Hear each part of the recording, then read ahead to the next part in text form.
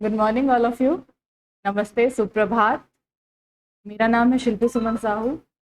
मैंने हिंदी में मास्टर्स किया है, नेट क्वालिफाई हूँ और आप लोगों को पढ़ाने के लिए मैं पढ़ाऊंगी टीजीटी, पीजीटी और इन सारी चीज़ों में आप लोगों को नेट से रिलेटेड भी सब्जेक्ट मिल जाएंगे या फिर आप हिंदी से जुड़ी हुई कोई भी प्रतियोगी परीक्षा दे उसमें जितने आवश्यक प्रश्न आएंगे वो सब हम इसमें देख लेंगे। ठीक है, आज हम देखेंगे सिलेबस हमारा हिंदी टीजीटी का क्या है। सिलेबस के बाद हम आगे देखेंगे कि ये सिलेबस टीजीटी का जितना भी पोर्शन है वो पीजीटी के किस पोर्शन से कंपाइल कर सकते हैं या मिला जुला कर हम पढ़ सकते हैं। कुछ कॉमन पोर्शंस रहेंगे हमारे जो टीजीटी में भी हैं, पीजीटी में भी हैं और ये नेट के सिलेबस में भी काम आएंगे। ठीक है, तो हम देखते हैं कि हमारा सिलेबस क्या है। ये है टीजीटी का सिलेबस। जितने भी लोग ये हिंदी टीजीटी या पीजीटी की तैयारी कर रहे हैं उन्होंने अपना ग्रेजुएशन या मास्टर्स किया हुआ है हिंदी में, तो बेसिक आप लोगों को पता है कि आगे आप लोगों को क्या पढ़ना है। एक बेस आप लोग का तैयार है। भाषा के बारे में आप जानते हैं, हिंदी भाषा के बारे में जानते हैं। हम लोग रिवाइज करेंगे कि इसकी उत्पत्ति कैसे हुई, कैसे हिंदी जो हिंदी आज हम बोलते हैं वो कहाँ से शुरू होकर आज इस रूप में कैसे आई है। सबसे पहला हमारा जो टॉपिक है हिंदी भाषा का विकास, प्रारंभिक हिंदी, हिंदवी, हिंदुई, खड़ी बोली और साहित्यिक भाषा के रूप में विकास। ये जो पोर्शन है इस पोर्शन में हम देखेंगे हिंदी आई कहाँ से। ये हमको पता है कि संस्कृत भाषा से आई है। संस्कृत भाषा को हम दो भागों में बांटते हैं, एक वैदिक संस्कृत, एक लौकिक संस्कृत। हमारी हिंदी विकसित किससे हुई? वैदिक संस्कृत से विकसित हुई है। ये पूरा प्रक्रम हम देखेंगे कि कैसे संस्कृत के शब्दों को और हमने आसान किया। आसान करेंगे तभी तो हिंदी की तरफ आएंगे। क्यों? क्योंकि संस्कृत कौन सी भाषा है? संस्कृत है हमारी संयोगात्मक भाषा। हम जोड़कर लिखते हैं, संस्कृत जोड़कर लिखते हैं ना, यदा, अपि, यश, सारी चीजों को हम जोड़कर लिखते हैं। हिंदी में हम ऐसा नहीं लिखते। हिंदी में हम लिखते हैं मैं आती हूँ, मैं भी आती हूँ। हमने क्या किया? भी को तोड़ दिया। और संस्कृत में हम क्या करते हैं? अपि जोड़ देते हैं। तो यहाँ समझने वाली बात है कि संस्कृत कैसी भाषा हुई। संस्कृत हमारी भाषा है संयोगात्मक, जिसको हम लोग जोड़ कर लिख रहे हैं। और हिंदी हमारी कैसी भाषा हुई? हिंदी हमारी हो गई वियोगात्मक। ये यहाँ पर ही समझना जरूरी है ताकि दिमाग में एक बात आ जाए कि जब भाषा विकसित हो रही है तो संयोगात्मक से वियोगात्मक मतलब कठिन से सरल की ओर हम जा रहे हैं ना। तो इसी में हम देखेंगे कि प्रारंभ के रूप में कैसे लौकिक और वैदिक संस्कृत से हिंदी निकली। हिंदी डायरेक्ट तो हिंदी आई नहीं, पहले पाली, प्राकृत, अपभ्रंश, अवभट्ट इतने सारे प्रक्रम गुजर कर फिर हम पहुंचे हिंदी पे। उसके बाद हमारा दूसरा जो टर्म आता है वो है हिंदवी और हिंदुई। हिंदवी और हिंदुई ये हमने सुना है अमीर खुसरो। अमीर खुसरो का नाम हमने सुना है। अमीर खुसरो की जितनी भी हम रचनाएं पढ़ेंगे उनका जो बोली है, उनकी जो भाषा है वो कहलाएगी हिंदवी और हिंदुई। क्या अंतर है हिंदी और हिंदुई में? क्या अंतर हुआ? हिंदी हम कहते हैं हमारी खड़ी बोली जो विकसित हो रही है वो हमारी क्षेत्रीय बोलियों से मिलकर अलग अलग रूप में आ रही है। लेकिन जब हम बात करेंगे हिंदुई और हिंदुई की तो यहाँ पर हमारी खड़ी बोली में ही क्या मिलेगा? फारसी के शब्द मिलेंगे। फारसी भाषा को मिलाकर जब हम हिंदी का प्रयोग करेंगे, खड़ी बोली का प्रयोग करेंगे तो हिंदुई और हिंदुई में आएगी। हम लोग इसका भी विकास प्रक्रम देखेंगे कि कैसे ये हुआ था। इसके बाद आता है खड़ी बोली का साहित्यिक भाषा के रूप में विकास। जब पूरी तरह से हमारी भाषा संस्कृत से विकसित होकर अपभ्रंश पर आई। मैंने कहा अपभ्रंश, अपभ्रंश को हम क्या कहते हैं? संक्रमण काल भी कहते हैं। क्यों? क्योंकि उस समय ऐसी भाषा चल रही थी कि बहुत जो लोग हैं वो संस्कृत का भी प्रयोग कर रहे थे। संस्कृत से थोड़ा और नीचे आइए, मतलब प्राकृत के 3 रूप हमने पढ़े हैं ना। प्राकृत के तीनों रूपों में से एक रूप अलग एक वर्ग बोल रहा था, बीच वाला रूप एक वर्ग अलग बोल रहा था, जो तीसरा रूप है अपभ्रंश रूप वो भी एक वर्ग बोल रहा था। उस समय हम देखेंगे कि वो जो अपभ्रंश तीसरा रूप है उसका प्रयोग किस तरह से साहित्य में होने लगा। क्योंकि उसके पहले हमें पता है कि हमारे साहित्य की भाषा इतनी सरल नहीं होती थी, या तो संस्कृत युक्त होती थी, बहुत ज्यादा संस्कृत के शब्दों से जटिल बनी रहती थी। फिर जब अपभ्रंश में उसका प्रयोग होने लगा तो लोगों ने कहा, जो विद्वान थे उस समय के, उनका मानना था कि भाई ये तो जो भाषा है अपभ्रंश ये मिलीजुली भाषा है। इसको उन्होंने कहा कि ये भ्रष्ट भाषा है, ये शुद्ध भाषा नहीं है। तो एक भ्रष्ट भाषा को आप कैसे कह सकते हैं कि आप साहित्य में प्रयोग करें? तो विरोध भी हुआ। तो उस विरोध को सहते हुए किस तरह से अपभ्रंश और खड़ी बोली ने खुद को विस्थापित किया, कहाँ पे? साहित्य में। हम ये पूरा जो जर्नी है, पूरा सफर है, ये पहले वाले में देखेंगे। और ये जो टीजीटी का पार्ट है, ये जो पार्ट है, ये आपको पीजीटी में भी मिलेगा। ये आपको इस नाम से नहीं मिलेगा डायरेक्ट, ये आपको मिलेगा कि वहां पर हम पढ़ेंगे हिंदी भाषा का उद्भव और विकास, यहाँ पे दिया हुआ है। उसमें हम पढ़ेंगे हिंदी भाषा का नामकरण। जब हम नामकरण पढ़ेंगे, पूरा नामकरण किस किस तरह से दिया गया है, उसमें हमें ये भी देखना होगा कि किस तरह हमारी भाषा विकसित हुई, तब तो हमने उन्हें नाम दिया। ठीक है, तो ये पीजीटी के पोर्शन में भी लेगा, और आप नेट के लिए भी पढ़ेंगे तो उसमें भी ये पोर्शन आ जाएगा। दूसरा पोर्शन हम देखते हैं, आधुनिक युग में हिंदी भाषा का विकास, फोर्ट विलियम कॉलेज, हिंदी पत्रकारिता, भारतेंदु युग और द्विवेदी युग। इन सारी चीजों में सबसे जो मुख्य बात आएगी वो फोर्ट विलियम कॉलेज। 1800 ईस्वी में जब फोर्ट विलियम कॉलेज की स्थापना कलकत्ता में हुई, उसके पहले हिंदी की जो स्थिति थी वो उतनी अच्छी नहीं थी। क्यों नहीं थी? क्योंकि एक तो हमारे देश में हमें पता है मुगलों का भी शासन आया, उनके वजह से जो उर्दू थी, उर्दू भी बहुत ज्यादा भाषा में घुल मिल गई, बिल्कुल समझिए कि एक अपनी सी भाषा हो गई।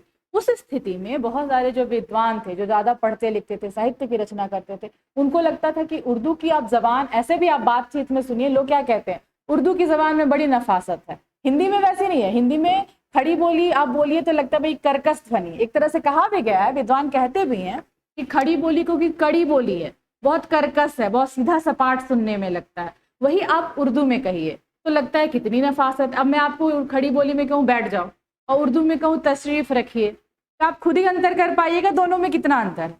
यही चीजें उस समय चल रही थी कि हिंदी को स्थापित करने के लिए उर्दू का जो बहुत ज्यादा भाव बढ़ा हुआ था, तो इसमें बहुत ज्यादा प्रयास किया गया। फोर्ट विलियम कॉलेज और यहाँ के जो प्राध्यापक थे हिंदी के, गिलक्राइस्ट, उनकी अध्यक्षता में 4 बहुत बड़े, मैं ये कहूँ कि हिंदी को स्थापित करने वाले जो हमारे साहित्यकार थे, इंसान अल्लाह खां, सदा सुखलाल, लल्लू लाल, ये सदल मिश्र, ये 4 थे इसी फोर्ट विलियम कॉलेज से। हम आगे इनके बारे में पढ़ेंगे, चारों के बारे में, कि इन्होंने क्या क्या रचनाएं की और किस तरह से इन्होंने हिंदी को विकसित करने में सहयोग दिया। ठीक है, उसके बाद आता है हिंदी पत्रकारिता। पत्रकारिता की बात करेंगे तो सबसे पहले हमारे दिमाग में, आपने सबने हिंदी पढ़ रखा है तो क्या आना चाहिए?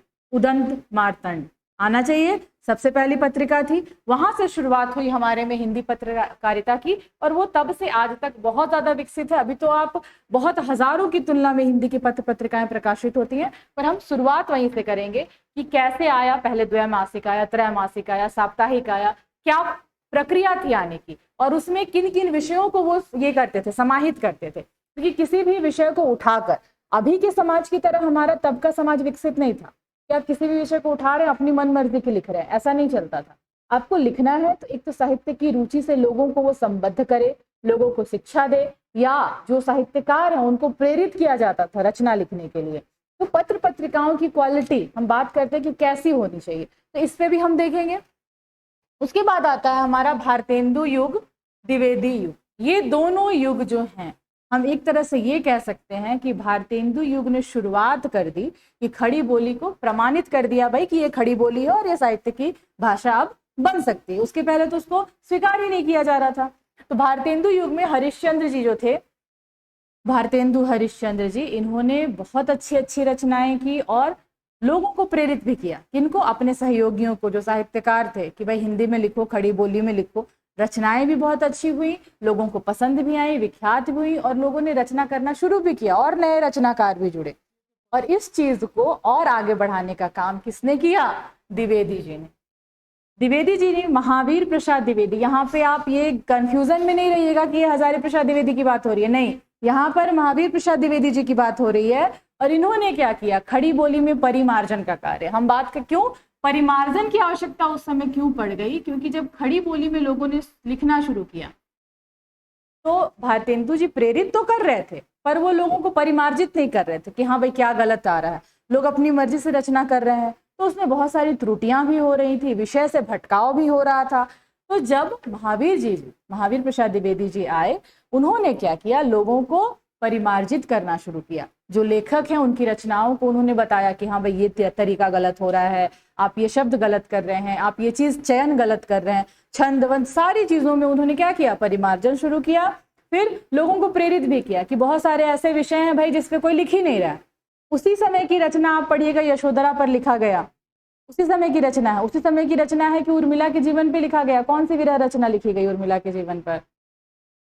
ये भी उसी समय की है। द्विवेदी युग और भारतेंदु युग जब हम देखेंगे तब हम देखेंगे कि किस तरह से हिंदी अपने चरम सीमा पर पहुंची खड़ी बोली के रूप में। ठीक है, उसके बाद हम देखते हैं भारत संघ की भाषा के रूप में हिंदी का विकास। संविधान में हिंदी राजभाषा, राष्ट्रभाषा, ऐसी कोई शब्द हमारी संविधान में नहीं है। कोई शब्द राष्ट्रभाषा के रूप में हमारे संविधान में नहीं आता है, लेकिन हम कहते हैं राष्ट्रभाषा। क्यों? हमें लगता है कि हिंदी बहुत ज्यादा बोली जाती है तो इसे राष्ट्रभाषा कह देना चाहिए, पर ऐसा नहीं है। हम पढ़ेंगे कि राष्ट्रभाषा क्या है, क्या होनी चाहिए, लेकिन ये जो भ्रम है कि हिंदी हमारी राष्ट्रभाषा है उसे दूर करना है। हम देखेंगे संविधान में हिंदी कितने से कितने, धारा 343 से 351, कितना 343 से 351, ये जितने भी आर्टिकल्स हैं ये हमारे जुड़े हुए हैं संविधान में भाषा को लेकर।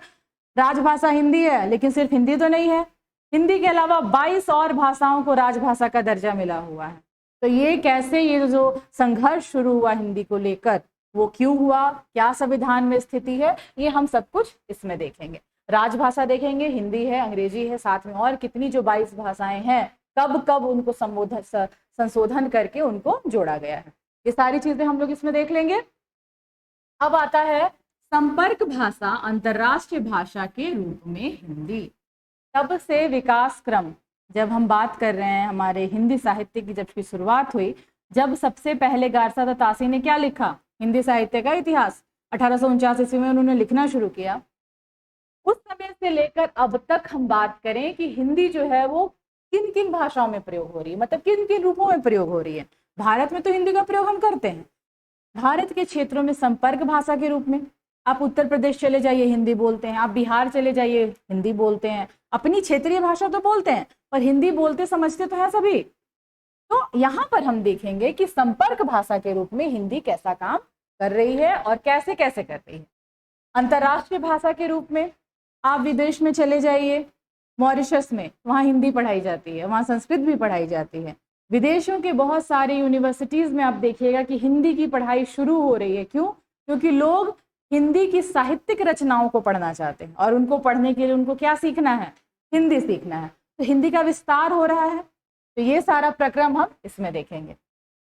इसके बाद आता है हिंदी भाषा का प्रमाणिक और तकनीकी विस्तार, हिंदी भाषा का आधुनिकीकरण, प्रौद्योगिकीकरण और मानकीकरण, प्रयोजन मूलक हिंदी। ये जो हमारा पोर्शन है, इस पोर्शन में हम कवर करेंगे कि विधि की हिंदी आपने सुनी होगी कि जैसे कार्यालय में, न्यायालय में, सब जगह बोला जा रहा है कि हिंदी का प्रयोग करिए। तो हिंदी का आप प्रयोग करेंगे तो क्या हिंदी के शुद्ध शब्दों की जानकारी सबको है? नहीं है, क्योंकि हम बोलचाल की भाषा में भी बहुत सारे अशुद्ध शब्दों का प्रयोग करते हैं। तो यहाँ पर बात आती है कि मानक हिंदी का प्रयोग करना है। किस हिंदी का? मानक हिंदी का। मानक हिंदी किसे कहते हैं? खड़ी बोली को ही मानक हिंदी कहते हैं, लेकिन बोलचाल की भाषा में क्षेत्रीय जब बोलियां मिल जाती हैं तो वो जो मानक हिंदी है थोड़ी सी क्या हो जाती है, थोड़ी सी अब भ्रष्ट हो जाती है। उसका शुद्ध रूप क्या है, उसको पहचान कर हमें क्या करना है, प्रमाणिक हिंदी का प्रयोग करना है। तकनीकी विस्तार में भी अभी आप देख रहे हैं, गूगल पे भी आप लोग सर्च करते हैं तो हिंदी में जवाब आता है ना। हिंदी में लिख भी सकते हैं, हिंदी में बोल भी सकते हैं, मतलब तकनीकी रूप से हिंदी भाषा का कितना ज्यादा विकास किया गया है, ये सब हम इसमें देखेंगे। आधुनिकीकरण में भी सेम चीज आ जाएगी, यही बात आ जाएगी, किस तरह हिंदी जो एक क्षेत्र विशेष में सिमटी हुई थी आज पूरे विश्व में फैल रही है। तो कैसे फैल रही है, उसका कुछ ऐसा गुण होगा। एक तो आसान है, कह सकते हैं कि हमारी हिंदी भाषा बहुत ज्यादा सीखने में आसान है, बहुत आसानी से आप ग्रहण कर सकते हैं, सुनने में मधुर सुनाई देती है, मधुर सुनाई देती है। अब चाइनीज आप बोलिए तो चाइनीज तो कहीं से हमें मधुर नहीं सुनाई दे रही है, थोड़ा बहुत कंफ्यूजन रहता है। लेकिन हिंदी आप दूसरे विदेशों वालों से भी पूछिएगा तो उनके लिए ये भाषा सीखना बहुत आसान रहता है, सरल है। इसीलिए हिंदी का आधुनिकीकरण में ये आ जाएगा। प्रौद्योगिकीकरण में भी हम वही देखेंगे कि किस तरह हिंदी सारे क्षेत्रों में अभी बोली जा रही है। अब आता है प्रयोजन मूलक हिंदी। जैसे ही देखेंगे हम बात करेंगे प्रयोजन मूलक हिंदी, तो मैंने अभी कहा कि विधि की हिंदी मतलब कोर्ट कचहरी में जो हिंदी प्रयोग हो रही है या फिर अस्पतालों में प्रयोग हो रही है, शिक्षण संस्थानों में प्रयोग हो रही है, ये वाली हिंदी जिसको किसी प्रयोजना के कारण, किसी काम के उद्देश्य के कारण हम प्रयोग करते हैं, उसमें हम देखेंगे कि प्रयोजन मूलक हिंदी के रूप में हिंदी का कैसा विस्तार हो रहा है। उसके बाद है हिंदी की सहयोगी भाषाएं और इनका पारस्परिक संबंध। हिंदी की सहयोगी भाषाएं, हिंदी की सहयोगी भाषाएं जब हम कहेंगे तो हमारे सबसे पहले क्या आएगा, हमने इस हिंदी में पढ़ा है ना, तत्सम, तद्भव, देशज, विदेशज, हमने ये 4 चीजें पढ़ी हैं, हमारे शब्द यहीं से विकसित होते हैं।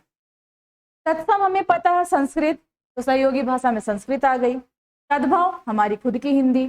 उसके बाद हम कहते हैं देशज, तो जितनी भी क्षेत्रीय बोलियां हैं, कितनी है, 17 बोलियां आती है ना हमारी, तो वो पूरी 17 बोलियां जो हमने पढ़ रखी हैं, गढ़वाली, कुमाऊनी, मेवाती, मारवाड़ी, या फिर पूर्वी हिंदी, पश्चिमी हिंदी, बघेली, ये सारी चीजें किसमें जुड़ जाएंगी, ये आपकी जुड़ जाएंगी सहयोगी भाषाएं में।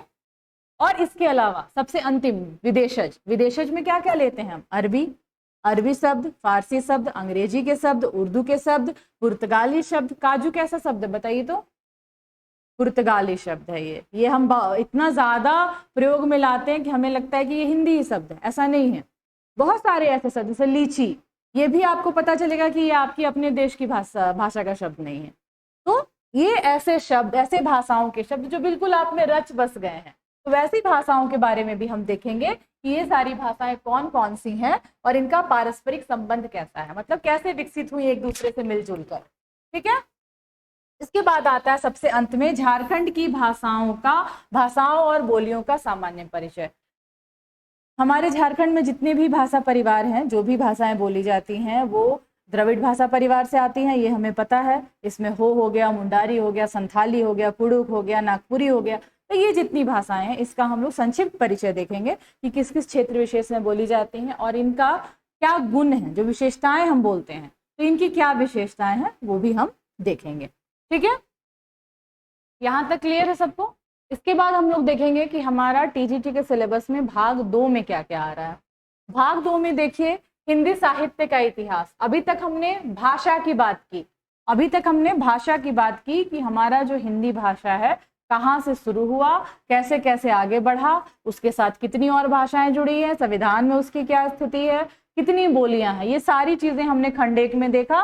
खंड 2 में हम देखेंगे हिंदी साहित्य के आदिकाल। क्या देखेंगे हम देखेंगे हिंदी साहित्य के आदिकाल, भक्तिकाल, रीतिकाल और आधुनिक काल की प्रमुख साहित्यिक प्रवृत्तियां और रचनाएं।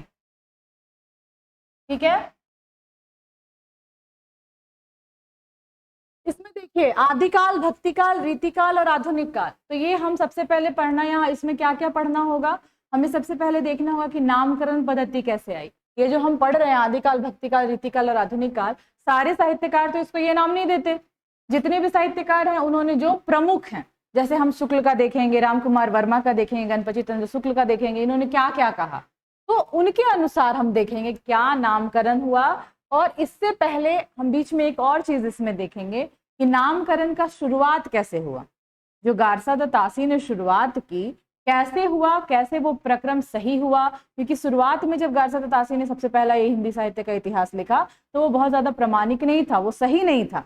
उन्होंने लिखा था जिसमें सिर्फ आप कह सकते हैं सिर्फ 8 हिंदी के लेखक थे, बाकी 66 लेखक उन्होंने कहाँ के चुने थे, उर्दू के चुने थे, तो वो हिंदी साहित्य का तो इतिहास हुआ ही नहीं, बहुत सारी त्रुटियां थी। तो उसके बाद कैसे कैसे और हुआ हम वो देखेंगे।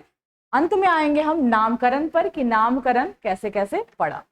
उसके बाद है आधुनिक हिंदी कविता की प्रमुख प्रवृत्तियां, छायावाद, प्रगतिवाद, प्रयोगवाद, नई कविता, अकविता और प्रमुख कवि। जब हम सारे कालों का नाम जान जाएंगे उसके बाद हम देखेंगे कि आदिकाल को तो सबसे पुराना है, जिसमें सिद्ध सामंतों की रचना हम पढ़ लेंगे। भक्ति काल हमें पता है सगुनधारा, निर्गुणधारा, कबीर, सूरदास जो प्रमुख हैं। इसके अलावा भी बहुत सारे हैं, उनके बारे में भी देखेंगे हम। उसके बाद देखेंगे कविता की प्रमुख प्रवृत्तियां। कविता जो हम कहें खड़ी बोली में जो मुख्य कविताएं शुरू हुई वो शुरू हुई 1900 के बाद। छायावाद सबसे प्रथम कहा जा सकता है कविता के क्षेत्र में। छायावाद में हम पढ़ेंगे निराला जी की कविताएं, महादेवी वर्मा की कविताएं, जयशंकर प्रसाद की कविताएं और सुमित्रा नंदन पंत की कविताएं। इसके अलावा भी बहुत सारे लेखक हैं, कवि हैं, बालकृष्ण शर्मा नवीन हैं और भी बहुत कुछ है, हम उनको भी देखेंगे। उसके बाद कि प्रगतिवाद कब आया। प्रयोगवाद में कैसी कविताएं नई नई लिखी गई, मनोविश्लेषणात्मक कविताएं लिखी गई, बड़े बड़े छंदों की कविताएं लिखी गई। फिर है नई कविता, अकविता और प्रमुख कवि। इन सारी जो हमारा जो प्रक्रम चेंज हुआ, बदला कविता लिखने का, वो देखेंगे कैसे बदला, किन किन लोगों ने शुरुआत की और किस तरह की कविताएं बनी। तो एक दो ऐसी जो कविताएं जो प्रामाणिक हैं, जो बिल्कुल आपको पढ़ना है, अंधेरे में आपको पढ़ना है, बहुत लंबी कविता है लेकिन उसका सार बहुत अच्छा है, बहुत कुछ सीखने के लिए मिलता है। तो ऐसी कविताओं में हम बहुत सारी कविताएं देखेंगे। उसके बाद है आधुनिक हिंदी कथा साहित्य की प्रमुख विधाएं, उपन्यास, कहानी का विकास, प्रमुख रचनाकार। इसमें मुख्यतः आप इसमें सोच लीजिए कि हमें यहाँ पर देखेंगे प्रेमचंद्र जी की रचनाएं, कि प्रेमचंद, उनका कहानी उपन्यास कहने का तरीका क्या था, उनके पहले का तरीका क्या था और प्रेमचंद्र के बाद का तरीका क्या था। ये पूरी चीजें आ जाएंगी उपन्यास और कहानी के विकास के प्रक्रम में। मुख्य केंद्र बिंदु में प्रेमचंद्र ही रहेंगे, क्योंकि उनकी जो रचना शैली थी वो आज तक वैसा रचना शैली किसी भी लेखक का नहीं हुआ है। तो उनके पूर्ववर्ती देखेंगे कहानी कैसी हुआ करती थी, उपन्यास कैसे हुआ करते थे, और फिर उनके बाद की रचनाएं, अभी तक जितनी भी रचनाएं हुई उनकी बाद की ये सारी है, तो हम उनके बाद की सारी रचनाओं में ये रचनाएं देखेंगे कि क्या क्या है। फिर आता है हिंदी में रंगमंच और नाटक, एकांकी का संक्षिप्त इतिहास। ये शुरुआत कहाँ से हुई? हिंदी में रंगमंच और नाटक हम कह सकते हैं भारतेंदु हरिश्चंद्र जी के समय से। उन्होंने ही प्रहसन की शुरुआत की, प्रहसन के बाद आया नाटक, उसके बाद आई एकांकी। तो ये पूरा प्रक्रम कैसे चला?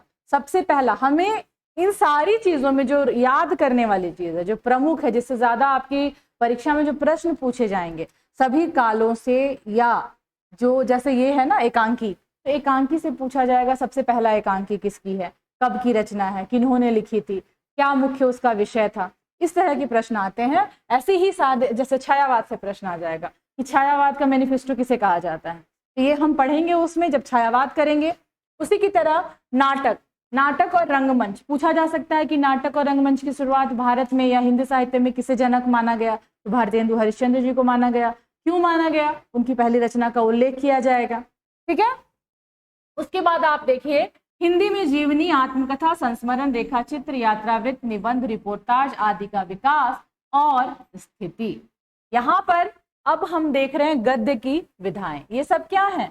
ये गद्य की विधाएं है ना, ये हैं गद्य की विधाएं। इसमें हम देखेंगे कि आज हमारी हिंदी की जो गद्य की विधाएं हैं, पद्य की बात नहीं हो रही है। पद्य में तो हम दोहा, चौपाई, छंद, रोला सब कुछ देख सकते हैं, लेकिन अब हमें मुख्य रूप से देखना है गद्य की कौन कौन सी विधा है। गद्य मतलब पूरी परिशिष्ट रचना, एक बंधी बंधाई रचना शुरू से लेकर अंत तक, है ना। इसमें हम देखेंगे जीवनी क्या होती है, सबसे पहली जीवनी किसने लिखी, आत्मकथा क्या होगी, संस्मरण क्या है, रेखाचित्र क्या है, यात्रा वृत्तांत क्या है, निबंध किसे कह सकते हैं, रिपोर्टाज की शुरुआत कैसे हुई, ये सारी चीजें हम इसमें देखेंगे। इसके बाद आता है हिंदी समालोचना का विकास और हिंदी के प्रमुख आलोचकों में सबसे पहले हम लोग किसका नाम लेते हैं?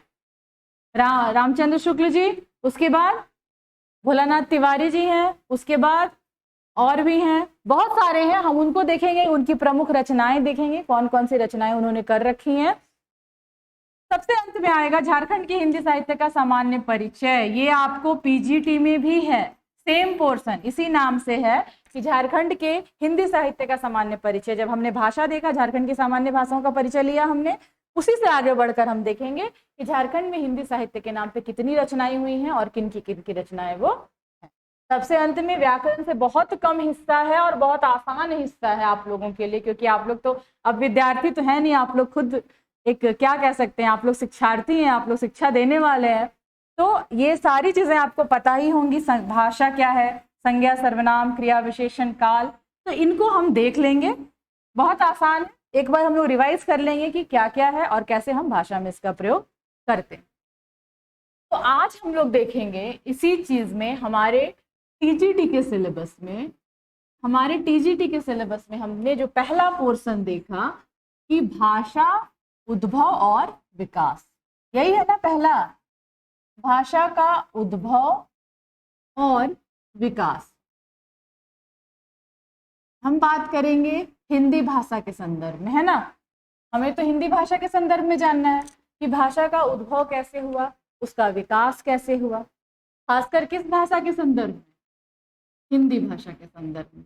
थोड़ा यहाँ पे हम लोग एक चीज और देख सकते हैं,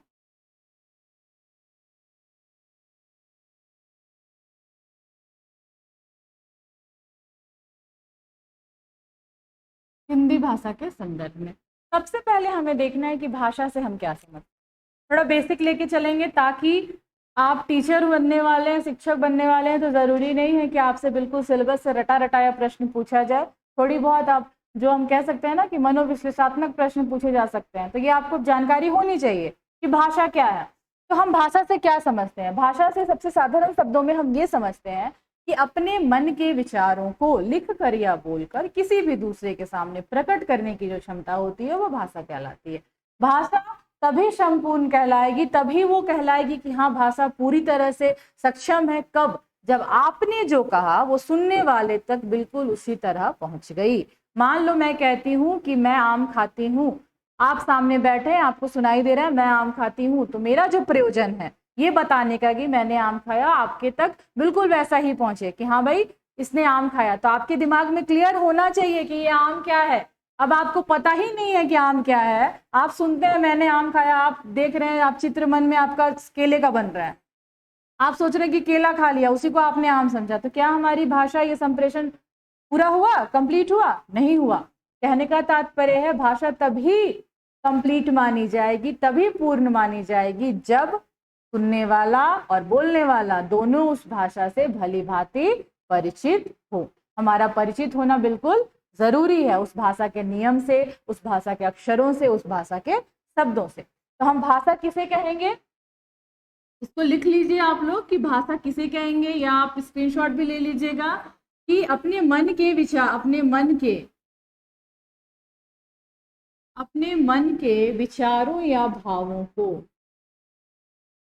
विचारों या भावों को बोलकर या लिखकर। क्या? बोलकर। हम लोग बोलकर भी, सबसे साधारण जो भाषा का रूप प्रचलित है वो बोलकर या लिखकर प्रकट करने का प्रक्रम क्या कहलाता है?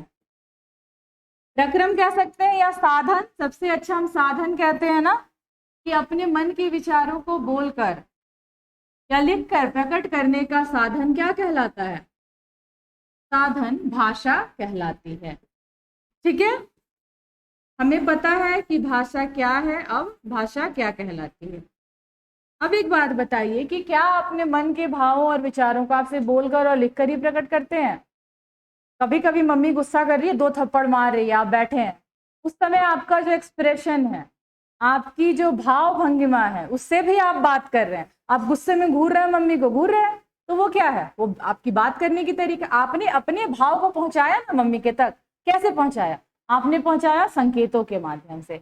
तो जब हम ये यहाँ लिख रहे हैं कि लिख कर या बोल कर, तो इसमें इंक्लूड हो जाएगा, इसमें जुड़ जाएगा सांकेतिक भाषा भी, क्योंकि आपका जो बोलना है वो सिर्फ मुंह से नहीं बोलते, आप अपने शारीरिक भाव भंगिमाओं के साथ भी बोलते हैं। अगर मैं अभी आपको पढ़ा रही हूँ तो इस पढ़ाने के प्रक्रम में मेरे मुंह के साथ साथ मेरे हाथ, मेरे शरीर का हर अंग से वो प्रक्रम हो रहा होगा, वो भाव भंगिमा आ रही होगी कि मैं अपनी चीजों को आप तक पहुंचा रही हूँ। तो हमारी जो बोलने की प्रक्रिया है उसमें ही सांकेतिक भाषा जुड़ी हुई है, उसको अलग से नहीं करना है। वो समझने की चीज है कि जब आप बोल रहे हैं तो आप संकेतों के माध्यम से भी अपनी भाषा दूसरे तक पहुंचा रहे हैं। ठीक है, तो भाषा के जब हम रूप की बात करेंगे तो भाषा का 2 सबसे प्रचलित रूप होगा। कौन सा? एक मौखिक, और मौखिक में ही इंक्लूडेड रहेगा, मौखिक में ही जुड़ा रहेगा कौन सा? सांकेतिक भाषा। ठीक है, मौखिक में ही सांकेतिक भाषा जुड़ी रहेगी। क्यों? क्योंकि आप अपनी भाव भंगिमाओं के साथ ही बात करते हैं।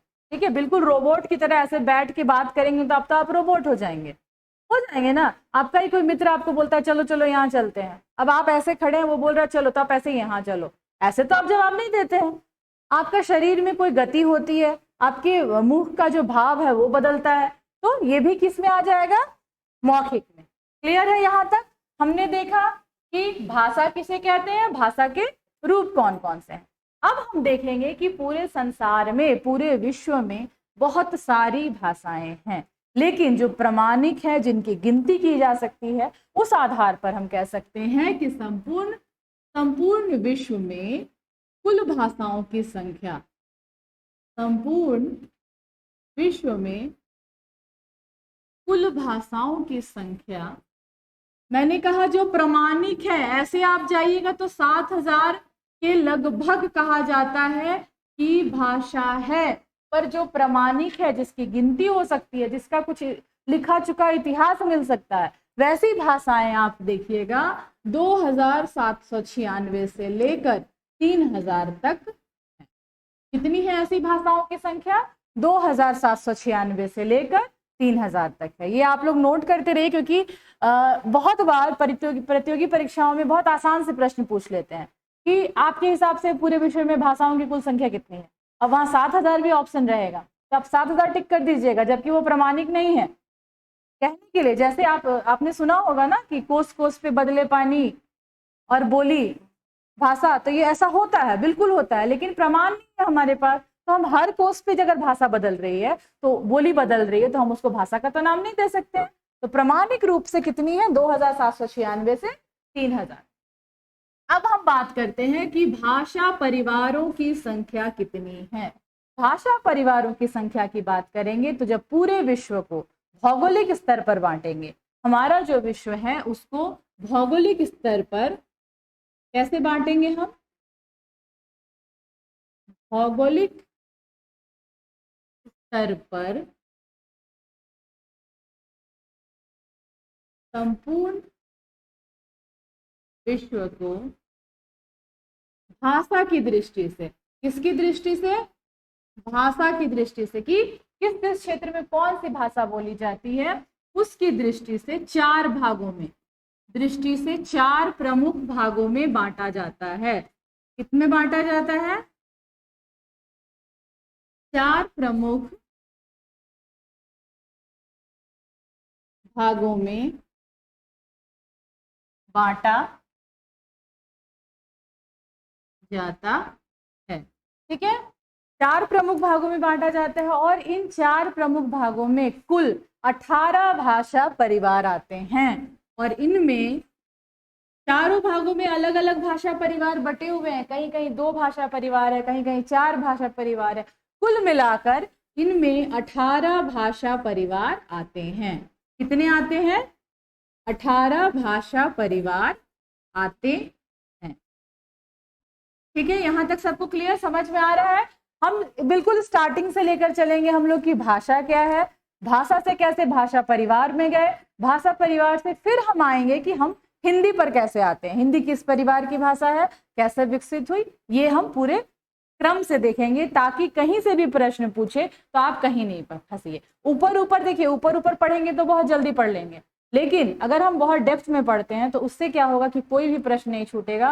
हिंदी से संबंधित कोई भी प्रतियोगी परीक्षा आप दें, आप बहुत आसानी से निकाल सकते हैं। और दूसरा, as a teacher, as a शिक्षक, आपका जो ज्ञान होना चाहिए वो मानक होना चाहिए। अगर बच्चा आपसे ऐसे भी प्रश्न करें तो आपके पास जवाब होना चाहिए। हमारे कह सकते हैं ना कि एक लेवल होना चाहिए टीचर का। तो आप जब तक कोई चीज़ बहुत डेप्थ में नहीं पढ़िएगा, आप वो लेवल नहीं ला पाइएगा। तो हमें सीखना भी है, परीक्षा भी निकालनी है, और एक अपना स्टैंडर्ड भी मेंटेन करना है ना? बिल्कुल। तो ये सारी चीजें इसलिए हम लोग स्टार्टिंग से देखेंगे और आगे तक इसको लेंगे। यहाँ तक ठीक है? आगे हम देखते हैं कि ये जो भाषा परिवार हैं कौन कौन से हैं। क्षेत्र के हिसाब से हमने इसे बांट रखा है। सबसे पहले आता है यूरेशिया। यूरेशिया मतलब यूरोप और एशिया, इन दोनों को मिलाकर कौन से भाषा परिवार इसमें आएंगे? इसमें आएंगे भारोपीय। यूरोप और एशिया, तो भारत भी किसमें आ गया? भारत भी आ गया ना एशिया में। तो एशिया में ही ये वाली कौन सी भाषा परिवार की भाषा है? भारोपीय भाषा परिवार से हमारी हिंदी भाषा निकली है। लेकिन हम एक बार देख लेंगे चारों जो हमने क्षेत्र का वर्गीकरण किया है, कौन कौन से क्षेत्र हैं, उसमें कौन कौन सी भाषा आती है। ठीक है, तो एक बार हम देखते हैं कि क्षेत्र, जो 4 क्षेत्र हैं वो कौन कौन से हैं, और उन क्षेत्रों में कौन सी भाषा परिवार आता है। ठीक है, एक बार ये आइडिया रहेगा तो कभी आप गड़बड़ाइएगा नहीं, क्योंकि क्या करता है कभी कभी दूसरी भाषा दे देगा हिंदी को छोड़कर, और पूछ देगा ये किस क्षेत्र, किस भाषा परिवार से आई है। तो उसके लिए थोड़ा बहुत तो आपको आइडिया रहना चाहिए। सबसे पहले हम देखते हैं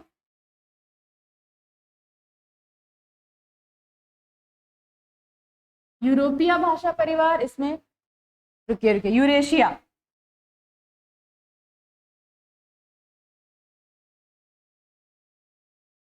यूरेशिया, यूरोप और एशिया को इंक्लूड करके जोड़कर बनाया गया यूरेशिया। इसमें क्या है, यूरोप भी है और हमारा एशिया भी है ना। इसमें क्षेत्र ये है, पहला क्षेत्र यूरेशिया। यूरेशिया में क्या आ जा रहा है, यूरोप और एशिया दोनों आ जा रहे हैं। इसमें हम कौन कौन सी भाषा परिवार देखेंगे, इसमें हम देखेंगे भारोपीय, जो हमारा भारत का है। इसमें चीनी भाषा परिवार आएगा, इसमें काकेशी भाषा परिवार आएगा।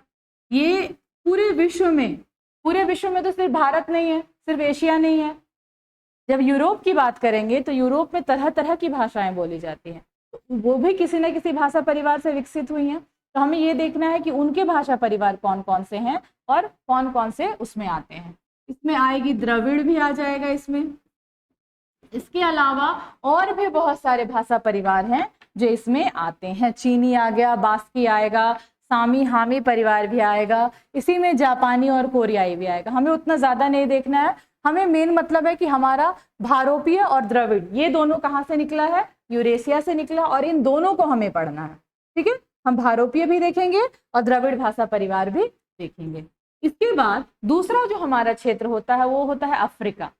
कौन सा क्षेत्र है, अफ्रीका है। और अफ्रीका की जो हमारी भाषा होगी वो हम सभी जानते हैं, सूडानी भाषा परिवार आएगा, क्योंकि कांगो, दक्षिण अफ्रीका की जितनी भी भाषा है वो सूडानी भाषा परिवार से निकली है। फिर है बंतू परिवार आएगा, इसमें आप लिखिए। दूसरा है अफ्रीका, अफ्रीका में आ जाएगा सूडानी भाषा परिवार, ठीक है। फिर है बंतो भाषा परिवार और एक दो भाषा परिवार उसमें भी हैं। मुख्य यही है जिनको जिनको हम याद करेंगे। इसके बाद आता है प्रशांत महासागरीय भूखंड और इसमें आ जाएगा ऑस्ट्रेलियाई, ऑस्ट्रेलिया की जो भाषा है, प्रशांत महासागर भूखंड। 4 भागों में हमने बांटा था ना, तो हम देखेंगे अब इसमें कौन सी भाषा परिवार है। प्रशांत महासागरीय भूखंड में हम देखेंगे यहाँ पर है ऑस्ट्रेलियाई, सुमेर, सुमेर भाषा परिवार। और बताइए,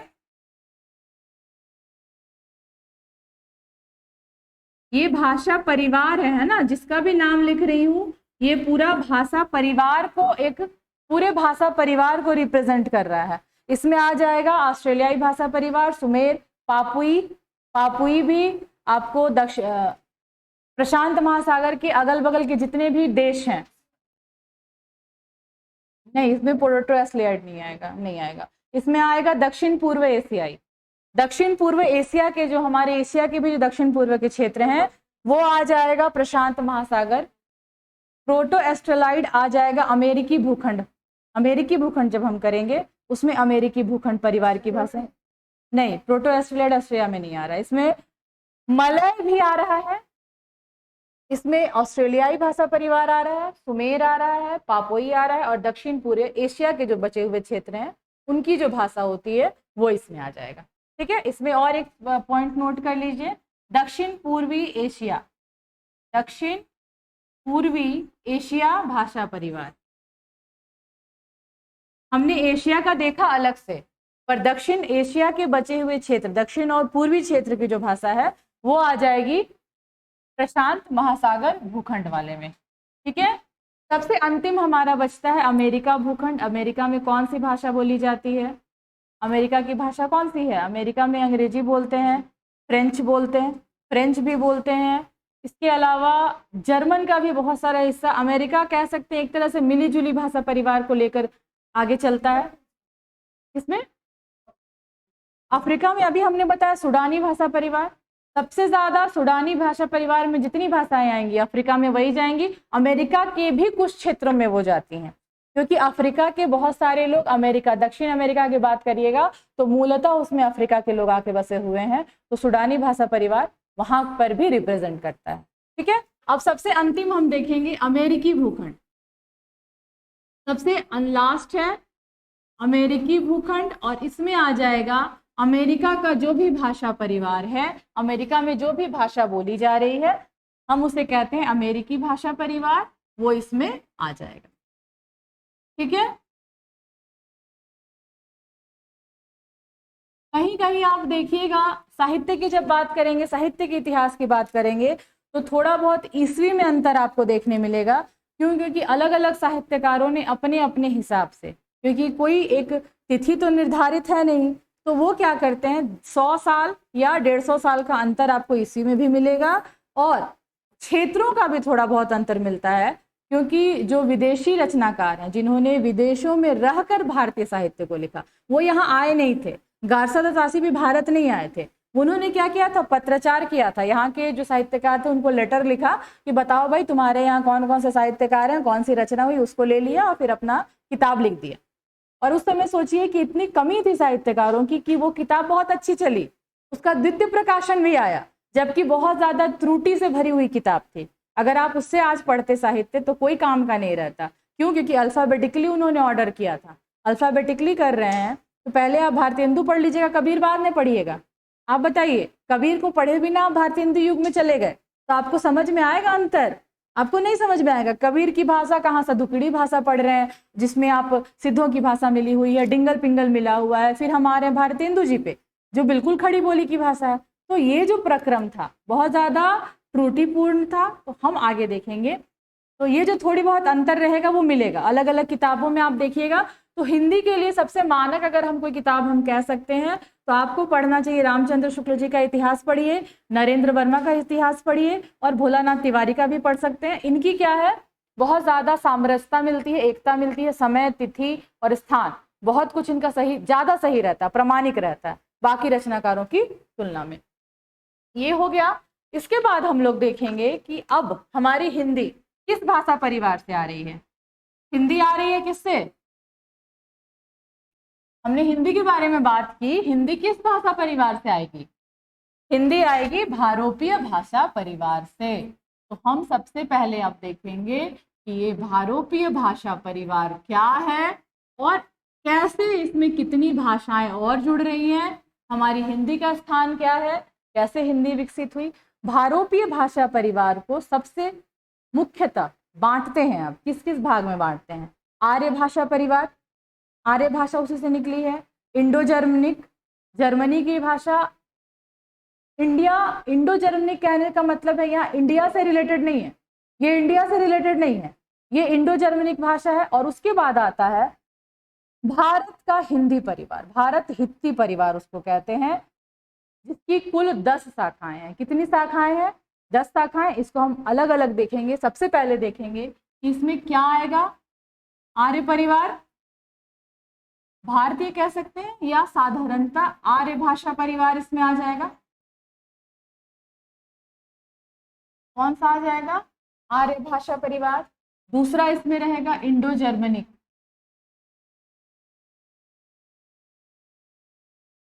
इंडो जर्मनिक भाषा परिवार। ठीक है। इसके बाद हमने बात की भारत हित्ती, भारत हित्ती परिवार क्या है ये हम देखेंगे आगे कि उसमें कौन कौन सी भाषाएं आ रही हैं।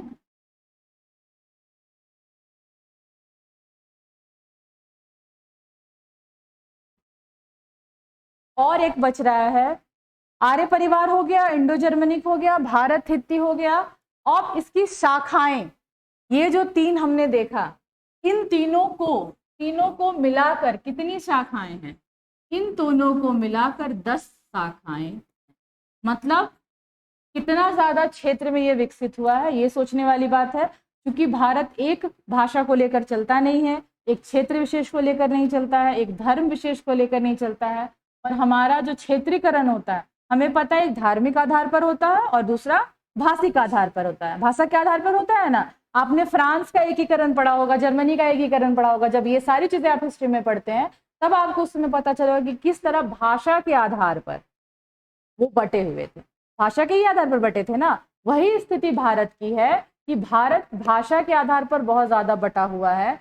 उसको कैसे अब हम 2 वर्ग में बांटेंगे? तो 10 शाखाएं हो गई। अब इन 10 शाखाओं को टोटल 2 वर्गों में विभाजित किया गया है। इन 10 शाखाओं को कुल 2 वर्गों में बांट दिया गया है कि ये इस वर्ग की भाषा है, ये इस वर्ग की भाषा है। 2 वर्ग कौन कौन से हैं? 2 वर्ग हैं, एक सतम और एक है केंतुम। आपने नाम सुना होगा इसका, नाम नहीं सुना है आपने? नाम सुना होगा। इनको 2 वर्गों में बांटा गया, एक सतम और एक केंतुम। अब हमारी भारत ईरानी या जो आर्य भाषाएं हैं वो सतम में आती हैं, बाल्टोस्ताविक सतम में आती हैं, अर्मीनी, अल्बीनी, अल्बीनिया की भाषा, अर्मीनिया की भाषा, और स्लाविक, स्लाविक किसमें चले गए?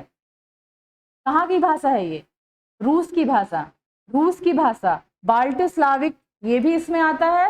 अब हम केंतुम में जाएंगे तो जर्मनी, केल्टिक, ग्रीक, तोखरी, हिटाइट और इटालिक, ये सारी उसमें आ जाती हैं। अभी हमने जब 4 वर्गों में बांटा था तो हमने वहां पर देखा था यूरोप और एशिया की भाषा किसमें थी? यूरेशिया में। और यूरेशिया के अंतर्गत क्या आया था? भारोपीय भाषा परिवार।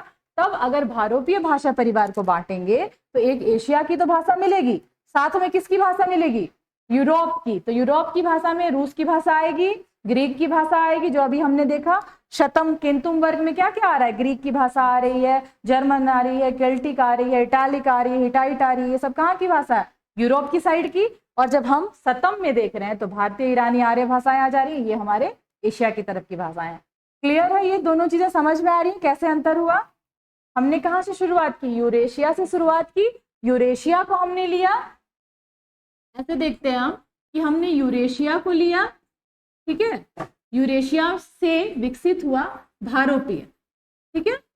जब भारोपीय परिवार को हमने बांटा सतम और केंतुक, तो एक तरफ हमें इसमें भारत की भाषाएं मिली, दूसरी हमें यूरोप की भाषाएं मिली, ठीक है। तो ये जो यूरोप की भाषाएं हैं ये केंतुम वर्ग में आ जाएंगी, और सतम वर्ग में हमारी भारतीय आर्य भाषाएं आ जाएंगी, बाल्टो स्लाविक भाषाएं आ जाएंगी, अर्मीनी और अल्बीनिया की भाषाएं आ जाएंगी। ये एशिया के क्षेत्र हैं। और केंतुम वर्ग में जो जा रहा है वो कहाँ के क्षेत्र है? वो यूरोप के क्षेत्र है। तो इन दोनों को हम देखेंगे कौन कौन सी भाषाएं हैं। ये एक बार जानने के लिए है, परीक्षा की दृष्टि से अगर आप बोलिएगा तो कभी कभी प्रश्न इसमें से पूछे जाते हैं, बहुत ज्यादा नहीं पर कभी कभी पूछे जा सकते हैं। तो अगर याद करने की दृष्टि से आपको कष्ट हो रहा हो तो आप छोड़ सकते हैं, पर जानने के लिए, क्योंकि अगर आपसे कभी पूछा जाए कि भाषा क्षेत्र, भारोपीय भाषा क्षेत्र में कौन कौन सा है, तो अगर आप दिमाग में रखिएगा कि यूरेशिया से है तो यूरोप और एशिया दोनों की भाषा आप इंक्लूड करिएगा, तब आप आसानी से बता पाइएगा कि जर्मनिक है, केल्टिक है, ग्रीक है, तो ये आपको समझ में आ जाएगा। तो शतम में हम क्या देखते हैं? इसमें हम देखते हैं भारतीय आर्य भाषा, आर्य और ईरानी भाषा, ठीक है। क्या क्या आया इसमें? भारतीय आर्य ईरानी भाषा आया, इसमें आएगा बाल्टो स्लाविक, ये आ जाएगा,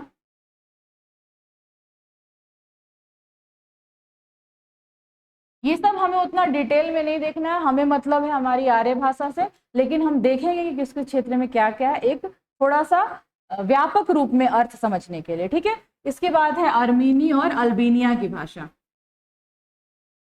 अर्मीनी और अल्बीनिया। अर्मीनी और अल्बीनिया जब हम बात कर रहे हैं तो हमारे सर के ऊपर जो अफगानिस्तान का जो इलाका पड़ता है उससे जुड़े हुए क्षेत्र हैं, ये सारे वहां की भाषाएं में आ जाएंगे।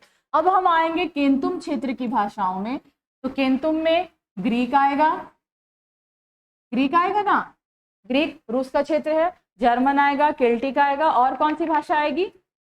यूरोप के क्षेत्र के साथ आप जाइए, Italic, Italic I, German I, Greek I, Italic, Germanic, Italic, Germanic, Greek, और यूरोप के साइड के जितने क्षेत्र हैं हमें वो याद करने हैं, उनकी जो भाषाएं होंगी वो हम यहाँ पर ले देंगे। इसमें केल्टिक भी आएगा, हिताइट आएगा, बहुत सारी ऐसे नाम हैं जो हमने सुना ही नहीं है। केल्टिक हमने नहीं सुना है, ये हमारे लिए नए हो सकते हैं।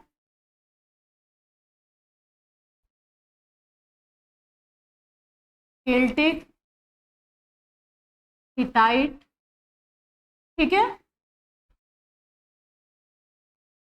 ये हो गया भाषा परिवार। भारोपीय भाषा परिवार को हमने 2 भागों में बांटा, केंतुम, सतक और सतम, और केंतुम, सतम में आ गए एशिया के साइड की भाषाएं, केंतुम में आ गए यूरोप के साइड की भाषाएं। अब हम देखेंगे इनका उपवर्ग, इनका कोई उपवर्ग नहीं है, ये हमें नहीं देखना है, हमें उसका काम नहीं है। हम यहाँ पर देखेंगे भारतीय आर्य ईरानी भाषाओं को अब कैसे बांटा गया और कैसे उससे हमारी हिंदी निकली। ठीक है, हमें इसको देखना है मेन।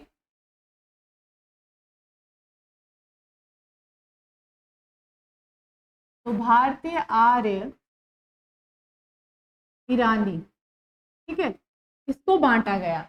इसको बांटा गया तो हमारे पास 3 भाषाएं निकली। ईरानी, आर्य में ईरानी तो हम ऐसे ही कह रहे हैं, तो एक आ गया ईरानी, ठीक है, दूसरा आ गया दरद, सुना है आपने नाम, ईरानी, दरद, और सबसे अंत में क्या आएगा, हमने लिखा है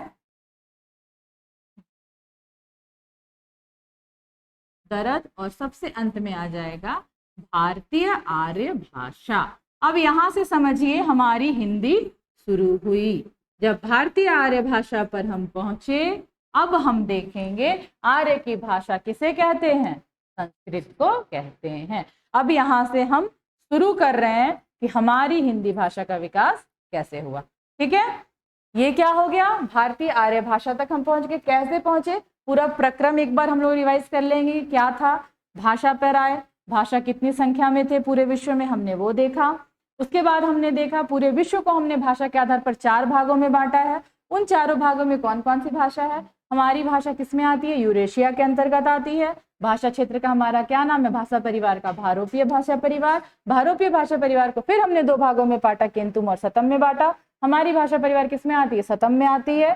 क्या नाम है, भारतीय आर्य ईरानी भाषा परिवार। अब हम इसको फिर से 3 भागों में करते हैं, 3 भाषा मिलती है, ईरानी, दरद और भारतीय आर्य भाषा। ठीक है, अब हम आएंगे भारतीय आर्य भाषा 3 रूपों में विकसित हुई। शुरू से लेकर अब तक अगर हम भारतीय आर्य भाषा की बात करते हैं तो सबसे पहले इसे कहेंगे प्राचीन आर्य भाषा। क्या कहेंगे इसे, सबसे पहले इसे कहेंगे प्राचीन आर्य भाषा। और इसका जो कार्यकाल होगा 2000 ईसा पूर्व, कितना, 2000 ईसा पूर्व से 500 ईसा पूर्व, मतलब जो ईसा मसीह ने जन्म लिया था उनके जन्म से 2000 ईस्वी से पहले ये प्राचीन भाषाएं चल रही थी। और इसमें कौन कौन सी होगी, इसमें ही आएगा वैदिक संस्कृत और लौकिक संस्कृत। यहां से नोट करिए क्योंकि यहां से हमारा प्रक्रम शुरू हो गया।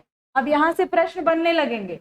पहला प्रश्न ये भी बन सकता है कि भारतीय आर्य ईरानी भाषा को कितने भागों में बांट रहे हैं, 3 भागों में बांट रहे हैं, ईरानी, दरद और भारतीय आर्य भाषा। फिर पूछ सकता है कि भारतीय आर्य भाषाओं का जो इतिहास क्रम है 3 क्रमों में बांटा गया है, कौन सा क्रम है।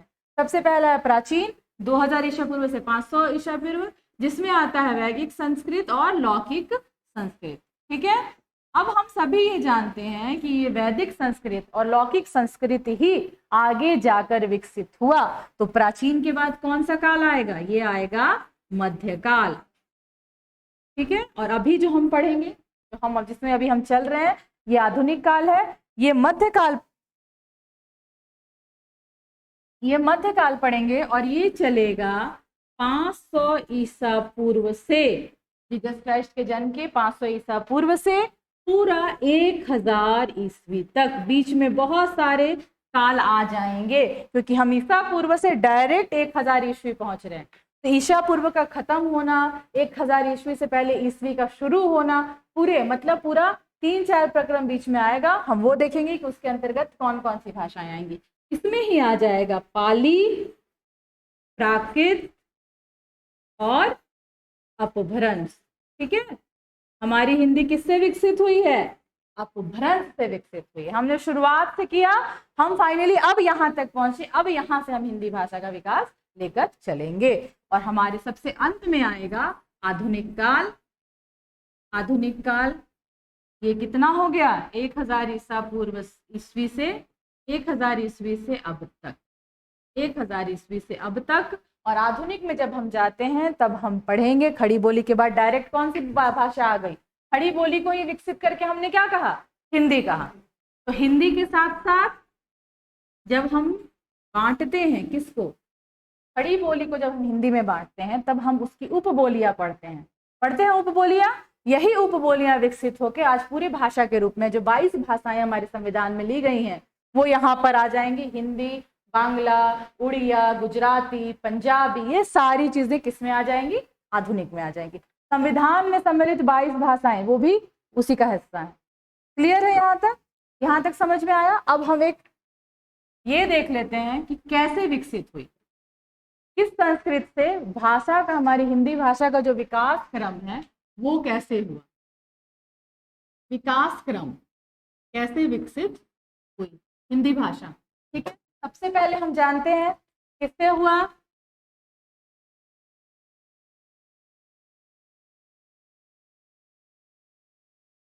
वैदिक संस्कृत आया। ठीक है, एक बात और है कि भाषा अगर बार बार इतना बदल रही है तो बदलने की जरूरत होगी, तभी तो बदल रही है। अगर कोई चीज बहुत अच्छा है तो उसमें सुधार क्यों करेंगे? आप ही बताइए, आपका कैरेक्टर बहुत अच्छा है तो आपको सुधार करने की आवश्यकता तो नहीं होगी। हम क्या कहेंगे, इसमें और नई नई चीजें जोड़ते जाओ। लेकिन अगर हम आप में बार बार सुधार कर रहे हैं, किसी भी कंप्यूटर के पार्ट को आप बार बार रिबूट करते हैं, क्यों करते हैं? या तो वो हैंग करता है, या तो चीजें फुल हो जाती है, जगह नहीं रहता, कोई ना कोई कमी के कारण ही आप चीज को रिबूट कर रहे हैं। ये हमारी जो भाषा है हिंदी, ये बार बार परिवर्तित होकर आज ऐसे हिंदी के रूप में आई। क्यों? इस वैदिक संस्कृत के साथ कोई दिक्कत रही होगी?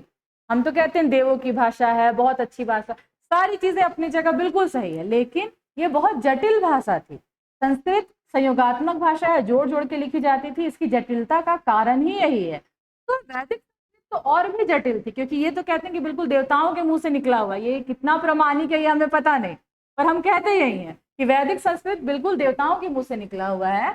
और इसको थोड़ा सा सरल, मतलब बहुत थोड़ी मात्रा में सरल किया गया और बना लौकिक संस्कृत। तो लौकिक संस्कृत में आप आइएगा, जो ऋषि मुनि जो उच्चारण करते थे या फिर जो राजा महाराजा बात करने लगे थे, वो आ गया लौकिक संस्कृत के अंदर। अब लौकिक संस्कृत के बाद हमारा जो मेन जो पोर्शन है, जिसे हम 3 भागों में बांटते हैं, पाली, ठीक है, लौकिक के बाद आया पाली, प्राकृत और अपभ्रंश। अब यहाँ पे देखने वाली एक चीज क्या है, इसको कहते हैं संक्रमण। संक्रमण काल है एक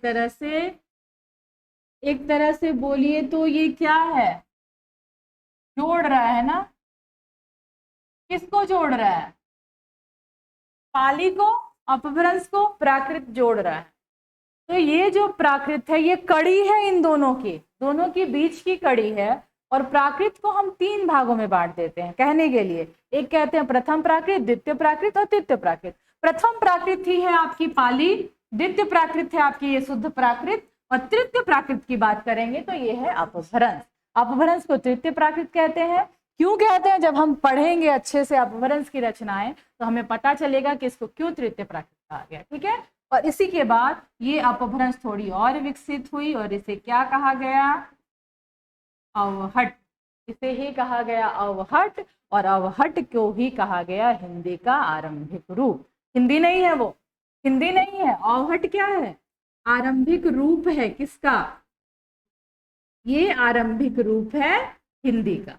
यहां से हिंदी मानी जा सकती है कि हिंदी अब शुरू हो गई है। इसके पहले हम जो भी बोलते थे वो हिंदी नहीं थी, पाली थी, प्राकृत थी, अपभ्रंश थी, पर हिंदी नहीं थी। अब आया अवहट, और अवहट के बाद आता है खड़ी बोली, जिस खड़ी बोली को आज हम मानक रूप से हिंदी कहते हैं। शब्द क्वेश्चन आता है कि मानक रूप से हिंदी किसे कहते हैं, तो वहां ऑप्शन में अपभ्रंश भी रहेगा, अवहट भी रहेगा, खड़ी बोली भी रहेगा और हिंदी भी लिखा रहेगा। तो आपको ध्यान देना है कि किसे कहते हैं। मानक रूप से हिंदी हम जिसे कहेंगे वो कहेंगे खड़ी बोली को। यहाँ अवहट के बाद मैं यहाँ पे आ रही हूँ, क्या बना उसके बाद? खड़ी बोली बना। और खड़ी बोली को हम क्या कहते हैं? खड़ी बोली को ही हम कहते हैं मानक हिंदी। मानक हिंदी जो हर जगह आज कार्यालय में प्रयुक्त होती है, या आप विद्यालय में पढ़ाते हैं, पत्र लेखन जिसमें सिखाते हैं, पत्राचार सिखाते हैं जिसमें आप अनुच्छेद लिखते हैं, ये सारी चीजें कहलाएंगी मानक हिंदी कहलाएंगी। और मानक हिंदी किसे कहते हैं? खड़ी बोली को कहते हैं। यहाँ तक क्लियर है? अब हम शुरू करेंगे कि पाली, प्राकृत और अपभ्रंश, इन तीनों में क्या क्या विशेषताएं थी क्या क्या परिवर्तन हुआ, हिंदी कैसे बनी। कहने को तो पाली जब आई तो पाली बहुत कुछ हिंदी से मिलती जुलती थी, लेकिन उच्चारण में अंतर था, शब्दों को लिखने में अंतर था। तो अंतर क्यों था, तो ये विशेषता थी उसकी, तो ही ना अंतर था। हमने क्या किया, उन विशेषताओं को हटा दिया। अब कोई इंसान ऐसे गोल होके बैठता है, उसकी विशेषता है वो, तभी तो वो दूसरों से अलग हो रहा है। आप बैठे हैं स्ट्रेट बैठे हैं, कोई ऐसे झुक के बैठे हैं, कोई बिल्कुल ऐसे ही बैठा है कि लग रहा है अभी खड़ा हो जाएगा, सबकी अलग अलग कैटेगरी है। यही चीज है हमारी पाली, प्राकृत और अपभ्रंश में, कि पाली की जो विशेषताएं थी वो अलग करती थी उसको प्राकृत से, प्राकृतिक की विशेषताएं उसको अलग करती थी अपभ्रंश से। क्या विशेषताएं थी, वर्णों के अंतर था, वर्णों के उच्चारण में अंतर था, लिखावट में अंतर था। तो हमने इन तीनों अंतरों को क्या किया, थोड़ा बहुत परिमार्जित किया, थोड़ा बहुत दूर किया, और दूर करने के पश्चात पाली से प्राकृत आ गई, प्राकृत से अपभ्रंश आ गई, और अपभ्रंश से खड़ी बोली आ गई। अब हम, लेकिन हमें देखना है कि इसमें क्या था, वो चीजें क्या थी, विशेषताएं थी कि क्या थी, मतलब गलतियां थी। तो वो हम देखेंगे कैसे। सबसे पहले पाली से शुरू करते हैं। पाली, पाली का समय काल कितना था, मध्यकाल में शुरू हुआ था, मतलब 5000 ईसा पूर्व से 1 ईस्वी, 500 ईसा पूर्व से 1 ईस्वी, 500 ईसा पूर्व से 1 ईस्वी तक का, 1 ईस्वी तक का समय कहा जाता है कि ये पाली का समय था। पाली में जो बहुत मुख्य रचनाएं हैं, 2 रचनाएं हैं, वो बिल्कुल याद कर लीजिएगा, प्रश्न उनसे बनते हैं कि कौन कौन सी रचनाएं हैं पाली की, और वो व्याकरण की रचनाएं। ऐसा नहीं कि साहित्यिक रचनाएं थी, वो व्याकरण की रचनाएं थी। 2 है, एक कच्चायन है, लिख लीजिए। कच्चायन आपने नाम सुना होगा। कच्चायन में क्या बताया गया है, पाली का व्याकरण है। इसकी जो मुख्य विशेषता है, इसमें व्याकरण को कैसे रखा गया है वो है, इसमें टोटल माना गया है कि 41 ध्वनि है। कच्चायन क्या है, कच्चायन इसमें माना गया कि टोटल 41 ध्वनियां हैं, जिसमें 8 स्वर, गलती देखिए अंतर क्या हो रहा है, इसमें बोला गया 8 स्वर है और 33 व्यंजन है। ठीक है, 8 स्वर और 33 व्यंजन इसमें माने गए, 41 ध्वनियां हैं। ये कैसी रचना है, ये व्याकरणिक रचना है ना। कच्चायन बहुत इंपॉर्टेंट है, कच्चायन से प्रश्न पूछा जाता है, नेट के सिलेबस के लिए भी इतना जरूरी है और आपकी पीजीटी के सिलेबस के लिए भी, क्योंकि अब रचनाओं का क्रम शुरू हुआ है, जैसे जैसे हम काल देखेंगे उससे जुड़ी रचनाएं भी देखेंगे। कच्चायन के बाद आता है गोगलान, गोगलान यही कहा गया है। इसमें यहाँ पे 41 ध्वनियां थी, इसमें 2 ध्वनियां बढ़ गई, इसमें कुल 43 ध्वनियों की बात की गई। ये भी व्याकरणिक रचना है, ये भी क्या है, ये भी व्याकरणिक रचना है, पाली से जुड़ा व्याकरण ये बताते हैं। इसमें भी 43 ध्वनियां हैं। यहाँ पर अंतर क्या हुआ, यहाँ 8 स्वर थे, यहाँ पर 10 स्वर हो गए, और व्यंजन कितने रहे, 33 ही व्यंजन रहे। व्यंजन जो हम साधारण पढ़ते हैं वही व्यंजन रहेंगे। अब आता है पाली की व्युत्पत्ति। बहुत सारे विद्वान अलग अलग कहते हैं, कुछ कहते हैं कि पंक्ति से हुआ है, पंक्ति बना, पंक्ति बना, पत्ती बना, पत्ती बना, फिर पाली बन गया। तो ये आपको कहीं भी आप खोजिएगा तो ये साधारणतः मिल जाएगा, और इससे प्रश्न वैसा आता नहीं है बहुत ज्यादा। तो ये एक बार आप एक बार देखने के लिए देख सकते हैं कि किन्होंने कैसे कैसे क्या माना है। मेन है विधुशेखर भट्टाचार्य जी ने पंक्ति से माना है कि इसका उत्पत्ति, पाली शब्द की जो उत्पत्ति है वो पंक्ति से हुई है। दूसरा है जगदीश कश्यप जी, ये कहते हैं कि पर्याय से हुई है। पाली का दूसरा अर्थ है पर्याय, पर्याय से हम मानते हैं कि पाली शब्द की उत्पत्ति हुई है। 2 मुख्य यही थे। इसके बाद हमने देख लिया कि पाली के ये 2 ग्रंथ हैं, व्याकरणिक ग्रंथ हैं। अब पाली भाषा में रचे गए मुख्य ग्रंथ। पाली कब की भाषा है, ये आप सबको पता होगा, बुद्ध के समय की, बुद्ध के समय की भाषा है, गौतम बुद्ध के समय की। तो जो उसकी रचनाएं हैं, बुद्ध की जितनी रचनाएं हैं, सूत पिटक हो, ये मिलता है पाली भाषा में। किस भाषा में मिलता है, पाली भाषा में मिलता है। प्रश्न इसमें ऐसे बनेंगे कि सूत पिटक किस भाषा की रचना है, या दे देगा सूत पिटक में क्या संकलित है, मतलब आपको तीनों चीज देखना है, भाषा किसकी है वो देखना है, रचना का नाम क्या है, रचना में संकलित क्या है। तो हम ये 3 देखेंगे प्रमुख इसकी जो रचनाएं हैं, पाली की प्रमुख रचनाएं।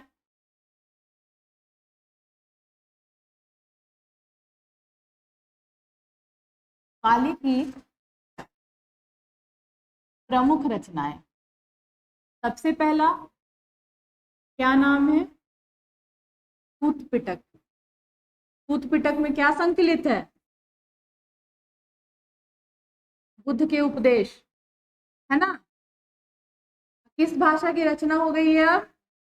पाली भाषा की। तो इस सूत पिटक में क्या है? बुद्ध के उपदेश संकलित है। इसके बाद है विनय पिटक। विनय पिटक में क्या संकलित है? विनय पिटक में आपको बताया गया है कि आप जो भी एक कह सकते हैं कि कोई ऑर्गेनाइजेशन चला रहे हैं, कोई संस्था चला रहे हैं, तो संस्था को चलाने के लिए आपका नियम कानून कैसा होना चाहिए, कैसे आप संस्था को अच्छे से चलाइएगा।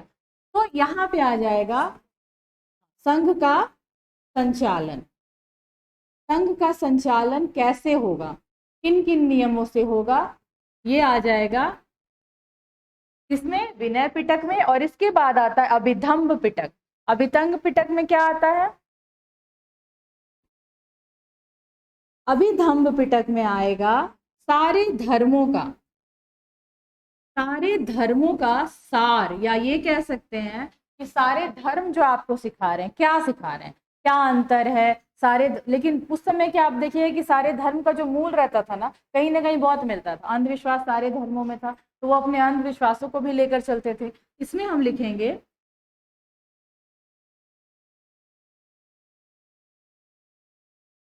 धार्मिक कर्म कांडों, सारे धर्म का, है ना? यहाँ पे आ जाएगा सारे धार्मिक, जितने अलग अलग धर्म हैं, सारे धार्मिक कर्म कांडों का विशद विश्लेषण।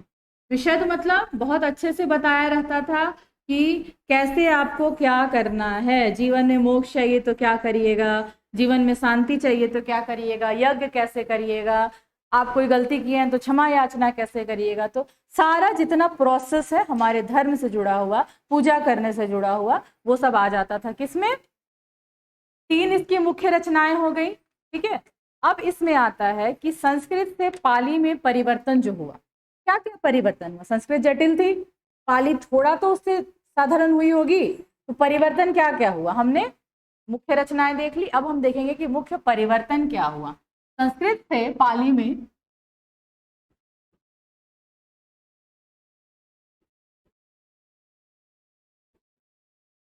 संस्कृत से पाली में हुए परिवर्तन, देखिए ये वाला जो चीज है ना, ये एक्स्ट्रा है। ये एक्स्ट्रा इसलिए बता रहे हैं क्योंकि जब हम पढ़ रहे थे तो हमने ये खुद निकाला कि भाई क्या चेंजेस हुआ, हमने क्यों पाली को आगे बढ़ाया। संस्कृत भी तो पढ़ सकती थी, ये हमको कहीं टॉपिक मिला नहीं, ये हम खुद निकाले क्योंकि हमको लगा कि हाँ ये चेंजेस था। और इससे आसानी हमको क्या हुआ कि जब आगे हम रचना पढ़ रहे थे तो हमें दोहा दे दिया रहता है, दोहा दिया रहता है। इतनी सारी दोहा हम तो सारा नहीं पढ़ पाते हैं। अगर मान लीजिए एक बार आप पढ़ भी लेते हैं, आपको याद रहता है? नहीं याद रहता है। खास करके सिद्धों की लिखी हुई दोहे या फिर गोरख की वानियां जो होती हैं वो हमें नहीं याद रहता है। तो उसके लिए हम लोग क्या करते हैं, ये जो ट्रिक है, आप ये जो परिवर्तन वाला जो ट्रिक है ये दिमाग में रखिएगा, तो आप समझ जाइएगा कि सिद्धों की वाणी है या फिर गोरख वाणी है, मतलब वो जो अंतर है ये अंतर हम समझ पाएंगे। कैसे? इसमें सबसे पहला पॉइंट है कि जटिलता से सरलता की तरफ था। तो हम क्या देखेंगे कि जो शब्द लिखे रहेंगे जटिलता से सरलता की तरफ, शब्द जो लिखे रहेंगे वो वियोगात्मक रहेंगे, मतलब जोड़ जोड़ के बहुत सारे शब्द नहीं लिखे रहेंगे, अलग अलग करके लिखे रहेंगे, थोड़ा बहुत आपको अलग मिल जाएगा। उसके बाद देखिएगा संयुक्त व्यंजनों में परिवर्तन रहेगा। संयुक्त व्यंजनों में परिवर्तन रहता है। जो संस्कृत के संयुक्त व्यंजन है और पाली के संयुक्त व्यंजन देखिएगा थोड़े साधारण हो जाएंगे, जैसे क श मिला के हम छ बनाते हैं, इसका अंतर हो जाता है, तब ना ये बनता है, तब ना ये बनता है। वो क्या करता है, हलंत लगा के ऐसे लिख देता है। तो एक तरह से हम उच्चारण से बचते हैं ना, जटिल उच्चारण से। और जबकि ये बात है तब की जनता इतनी पढ़ी लिखी नहीं थी, इतना ज्यादा घुस के नहीं पढ़ रहा था, और हमें क्या करना था, साहित्य को आम लोगों तक पहुंचाना था। अब सिर्फ साहित्यकार साहित्य पढ़े तो साहित्य सृजन का कोई मतलब, अब हम किताब लिखे हम ही पढ़ रहे हैं, मेरे 2-4 जो टीचर है वही पढ़ रहे हैं, तो कोई मतलब उस किताब का कोई मतलब नहीं। हमें उसको पहुंचाना है लोगों तक, तो क्या करना होगा, हमारी जो भाषा है उसे सरल करना होगा। सरल करने के लिए हम क्या कहते हैं, सरलता से जटिलता की तरफ जाते हैं, संयुक्त व्यंजनों में कमी करते हैं। संस्कृत के द्विवचन का लोप होता है। क्या होता है? संस्कृत के दिव्य वचन का लोप, मतलब द्विवचन वचन देखिएगा इसमें नहीं पाया जाएगा, या तो एक आदमी के लिए एक वचन और उससे ज्यादा आदमी है तो बहुवचन देखने के लिए मिलेगा। संस्कृत की जब धातु वर्ग धातु पढ़ते हैं, शब्द रूप पढ़ते हैं, इतना जटिल हो जाता है कि सर दुखने लगेगा। आप सोचिए कि आप एक रचना पढ़ रहे हैं, उसमें इतना ज्यादा धातु और शब्द रूप का प्रयोग हो, क्या आप अंत तक रचना पढ़ पाइएगा? नहीं पढ़िएगा, बीच में छोड़ दीजिएगा। भले ही संस्कृत के बहुत बड़े ज्ञाता हैं, एक बार में तो नहीं पढ़िएगा। वही चीज आप हिंदी लेके बैठिए, अगर रोचक लगता है तो आप एक दिन में एक नॉवेल कंप्लीट कर जाइएगा, गारंटी है। क्यों? क्योंकि वो इतनी आसान हो चुकी है, संस्कृत से ही ना आई, पर आसान कितनी है। ठीक है, इसके बाद इसमें क्या हुआ, नपुंसक लिंग का लोप हो गया। नपुंसक लिंग का भी लोप हुआ। ठीक है, हम देख रहे हैं कि क्या क्या परिवर्तन, ये परिवर्तन आगे कंटिन्यू होगा। पाली से प्राकृत में जाएगा तो ये परिवर्तन में और 10 परिवर्तन जुड़ेंगे ही, कुछ घटेगा नहीं, और इजी लेवल पे जाएगा।